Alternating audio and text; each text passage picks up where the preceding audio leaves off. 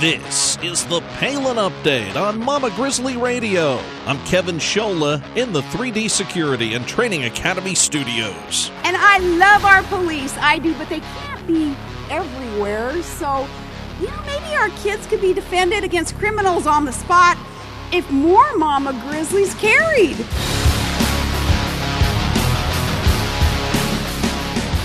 Good guys and girls with guns. Not only does that stop bad guys with guns, but a firearm can also empower. Today, Kelly Carlson, the actress best known from her role as Kimber in the hit series Nip Tuck, is here to talk about how learning to shoot helped her battle through a horrible ordeal that took stalking to a whole new level. She's appearing in the Outdoor Channel TV show NRA All Access. Across the country right now, it's a can't-miss talk with Kelly Carlson coming up. It was a week of horror, and Governor Palin weighs in on all of it, from the evil Planned Parenthood to Iran to Chattanooga. A brand new installment of Liberty and Legacy with Tamara Colbert is on the way from Texas, and just ahead, our latest edition of Steel Resolve with Sarah Steelman in Missouri. Welcome to the Palin Update on Mama Grizzly Radio. The Palin Update is sponsored by 3D Security and Training Academy. Learn more at 3dsta.com.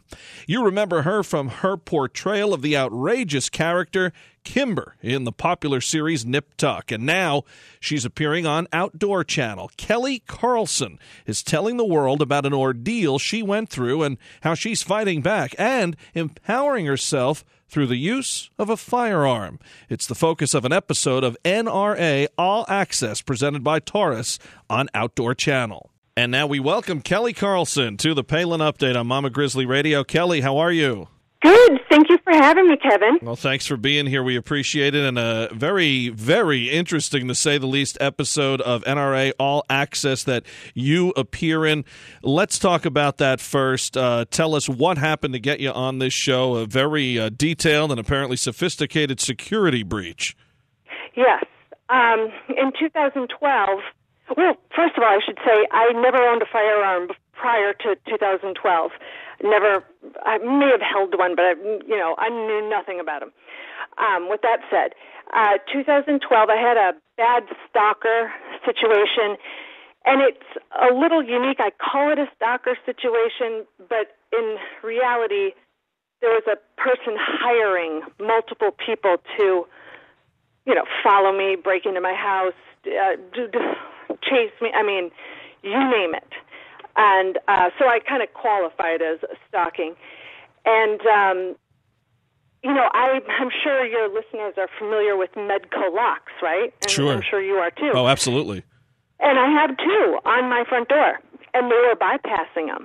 When I realized people were coming in, because then they started the psychological warfare on me, and it was kind of a gradual introduction, I guess, but when it dawned on me, like, wait a second, I have two on my front door, and they were coming right through. They were turning off my technology from outside first, because I had a camera on my door, facing my door.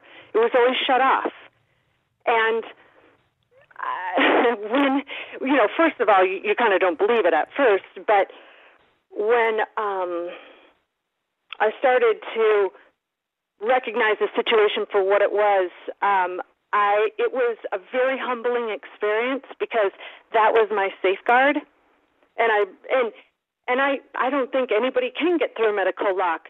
That's what scared me. These people seem to be very sophisticated and professional, because also the technology, the approach, I hadn't heard of it. I mean, they had put a spitting image copy of my Time Warner remote on my desk. And when I picked it up, it was one particular day of many that they had come in.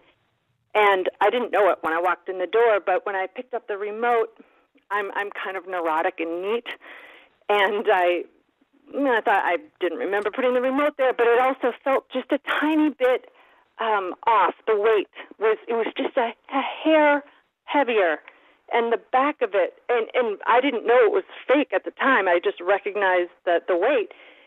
And at this point, I know what's happening. I know they're coming in. I'm not quite sure what they're doing. But so I said, because I use all the same batteries on all of my tech, all my remotes, everything, and it's always the Energizer lithium batteries.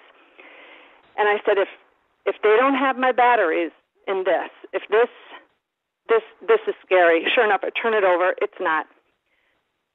I call a friend who worked for the State Department at the time, and he was also former agency. So I'm like, okay, this guy knows it. He's got to know what this is about. And he said, is your internet by your television? I said, yeah, it's right underneath it. He goes, well, that's why they put it there, the infrared thing on the front. I don't know any of this. I'm like, you're kidding. Oh, my gosh. And he's like, and now they're inside because you actually pointed it at the TV, right? I said, yeah, I tried to turn the TV on, and they're like, bingo, I'm like, what is this, the Bourne Identity? Like, what is happening? Yeah, exactly. Now, we've heard of many stalking cases, many people. I mean, obviously, even the Palins have been involved in things like this, Sarah and Bristol. We've had guests on here. Georgia Pellegrini comes to mind. We had to stop an interview once because she got a weird package at the door while it was happening, and we had to go ahead and tape it later. But I need to ask you this before we go forward. The sophistication of this after you. Why are you targeted in this way? I mean, they're after you. This is KGB, government stuff. Here you are, an actress. What's the deal with that? Did you get any answers from that standpoint?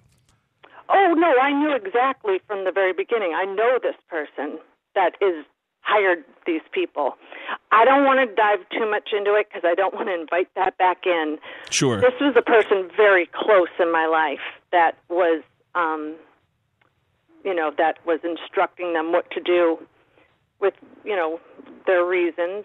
And to go to that level is just what's amazing. I mean, it's bad enough the creeps, standing across the street or sending letters and, what we hear so many women go through. It's just ridiculous and disgusting and hard to prosecute and the whole nine yards. But when it's to this and when you have other people doing the dirty work, I mean, talk about a mental attack more than anything else. Oh, let me tell you something. And obviously this is why I got into firearms.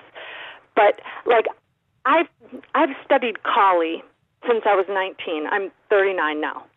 For a long time, I'm pretty well-versed and pretty skilled in Filipino street fighting, martial arts. For a girl like I'm pretty good. The other revelation was that means nothing. Because, when you study martial arts, you're studying it as a sport. Even if you go in for self-defense, the approach and the instruction is of sport. I was walking into my place for about a year expecting an ambush. Wow. Every day.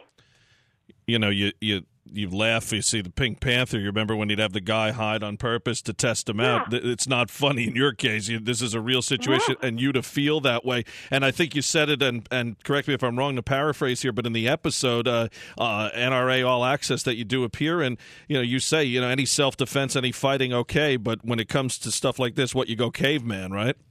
Totally. Well, because, and I actually, my husband is in the Navy. He also teaches hand-to-hand combat. He's a tracker, is really good. And we'll often teach together. And that, with women, I really focus on the natural reflexes of a situation, maybe with the element of surprise, or because even the best fighters, if they're in a street fight, rarely are they going to posture like they do in the ring. Yeah. You just start throwing haymaker. I mean, you start swinging your arms. Not that I'm not telling people to do that, but if you watch, things on YouTube of street fights, you rarely see real squaring off and kicks, right. And it dawned on me instantly that provided no safety for me because I lived in a fight-or-flight state 24 hours a day, whether the threat was real or not. And you learned from a very scary way that a firearm is something that is for protection and not something to be looked at as a bad thing. We had Sheriff Clark on here from Milwaukee a couple of times, and he got in trouble from some folks in Wisconsin who didn't like his public service announcement that he put out at one point. But what he basically said was, hey, folks, listen, even if the police are ready to roll and get there, it's still going to take at least a few minutes. At that point, you can hide under your bed and hope that the, rapist, killer, whatever it is, doesn't do what he's going to do, or you can protect yourself and, like in your case, fight back. Where do things stand now, Kelly? I mean, obviously, you're empowered. You know how to shoot better than ever. You said you only maybe touched a gun once before, and now, you have this expertise and training, especially from your husband. But where do things stand on this whole situation? Are you feeling safe overall? Yeah. I don't know where it stands. There's no contact with the person that was instructing. You just don't know, really. I hope that, I also left all of 2013 because, I didn't sleep. Wow. And I had to get out. So I was gone for a year, and that really helped. But I also had, who is now my husband, Dan. I had Dan with me all of 2012 and 13, and that was the only thing that kept them at bay, really. So I don't really know. I hope that person is, thinking about other things. I hope to God it's not pointed at another girl, because I wouldn't wish that on my worst enemy.